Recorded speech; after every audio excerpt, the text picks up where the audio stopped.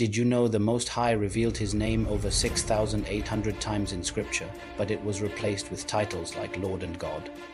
Today, let's uncover how to correctly pronounce and use the true names, Yahuah and Yahusha. First, the name of the Father, Yahuah. It's pronounced Yahuah, from the Hebrew root what to exist or to be. When he revealed himself to Moses, he said, Ehi I am that I am. So instead of just saying God or Lord, try using his true name in prayer.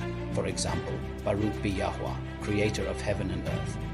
Or simply, Toda Yahuah, thank you Yahuah. Now let's roll up the scroll, and as we do, remember what the prophet Isaiah said.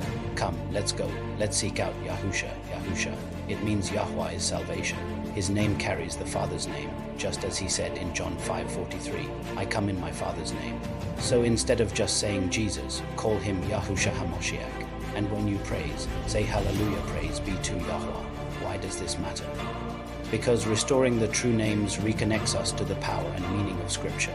It breaks man-made traditions and religious doctrines that have stood against the truth for centuries, and it fulfills Yahusha's call to worship in spirit and in truth.